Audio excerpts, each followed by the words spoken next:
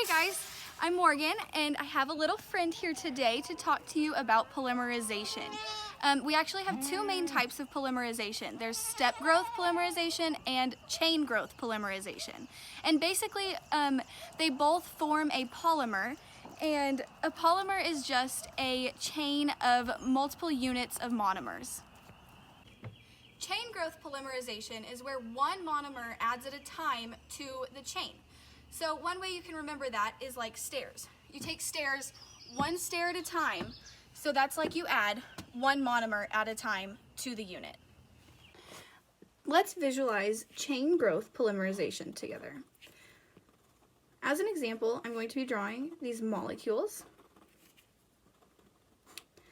These lines represent the molecules and the dots represent the functional groups.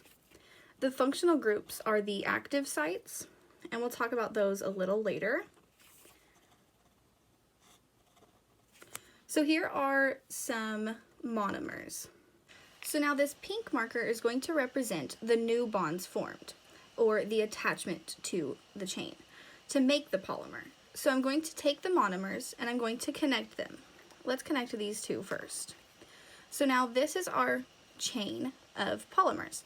This is a dimer currently because there is 2 units, meaning dimer.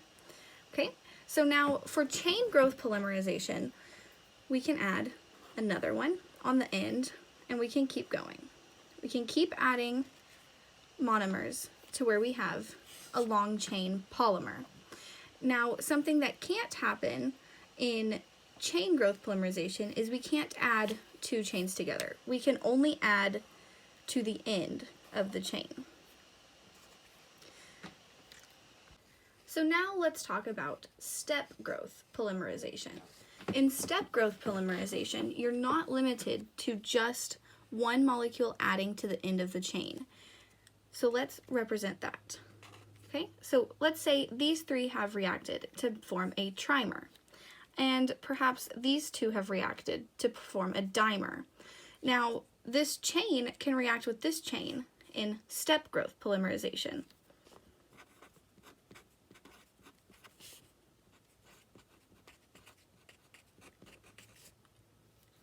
But also, you can have a monomer react with a chain. So step growth polymerization is less limited than the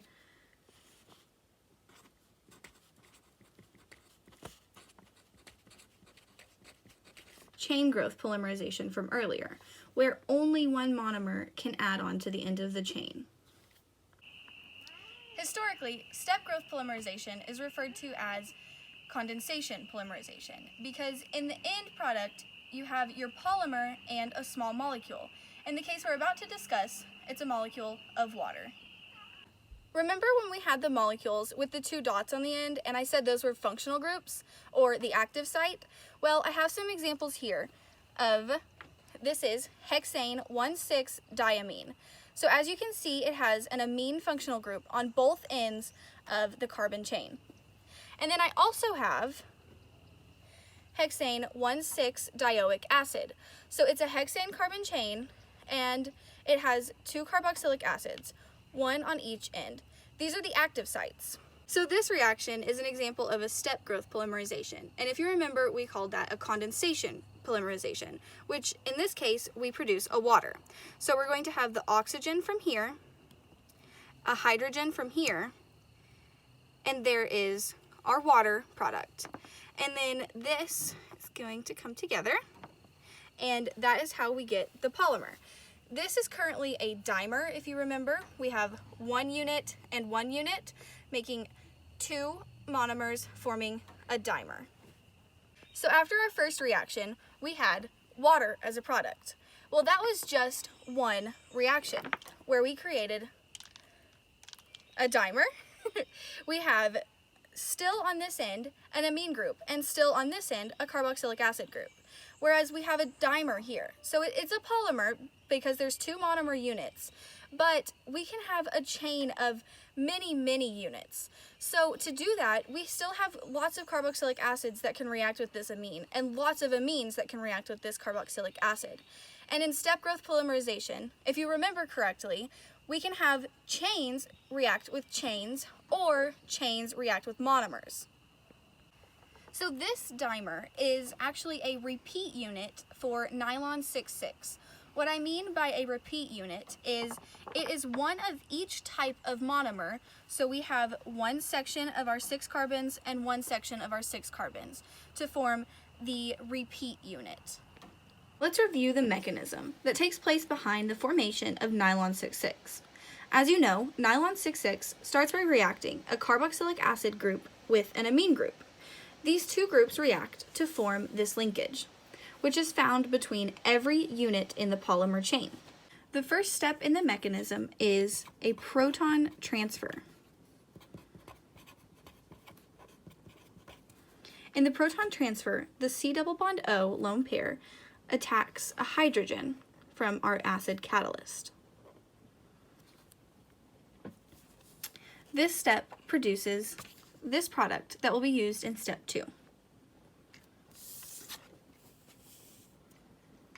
Step 2 is a nucleophilic addition.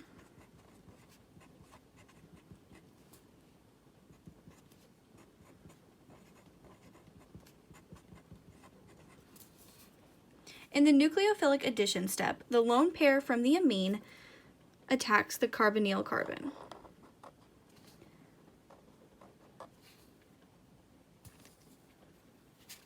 This produces this product.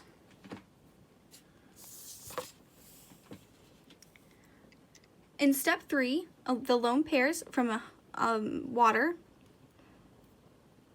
attack a hydrogen.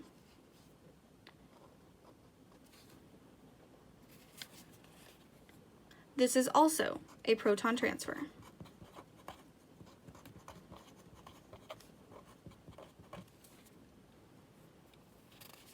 This step produces this product.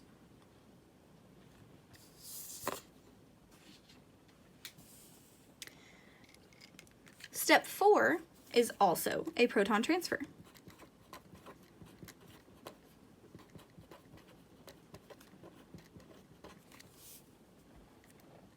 This proton transfer, the alcohol group grabs a hydrogen from our acid catalyst.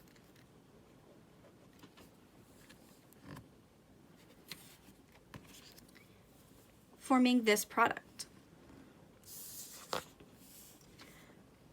This product undergoes a nucleophilic elimination.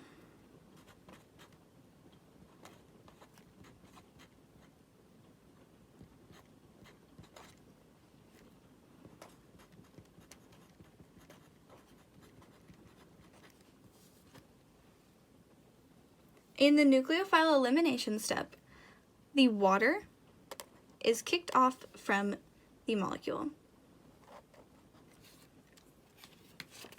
This then forms a new carbonyl.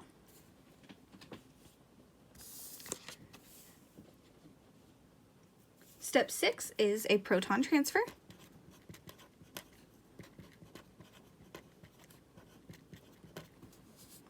In this proton transfer step, this hydrogen is going to be grabbed back by our water to reform our acid catalyst.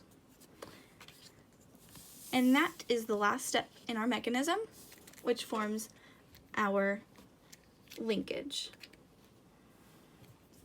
And as you can see, our acid catalyst is formed again, meaning that it is a true catalyst and was not used up during the reaction. The mechanism we just discussed forms this product. This is called an amide or amide linkage. Another way to form an amide or amide linkage is this. Now, an amide or amide linkage is not the only linkage that can be formed from step growth polymerization.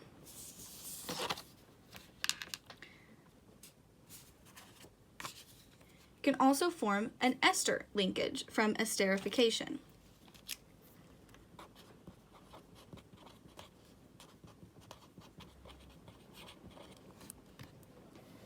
This comes from a carboxylic acid and an alcohol forming an ester. reactions that produce an ester and an amide produce a water byproduct.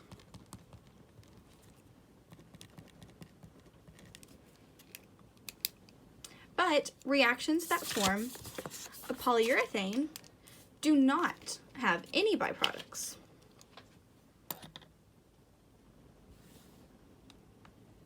Let's review some important distinctions between the two types of polymerization. Chain growth polymerization is a fast, irreversible reaction, whereas step growth is a slower, reversible reaction. Chain growth usually produces thermodynamically favored products. Step growth polymerization typically involves the removal of water byproducts in order to create a polymer that has a high molecular weight. Since it's a slow and reversible reaction, you have to remove that water so that it doesn't keep reacting and reversing. Thank you guys for watching my video today. I hope you enjoyed it and I hope you learned a lot about polymerization. Condensation polymerization. The kitty's coming. Just a chain of multiple monomers put together. Okay, so we have a reaction that happened. I don't know what I'm saying. Remember how we talked about... Alright guys, I hope you learned something about polymerization today. Thank you for watching. Oh hey guys, this is Morgan and I have a little friend here today. One reaction where we created a dimer. Guys, I hope you learned something about polymerization and I hope you enjoyed my video today.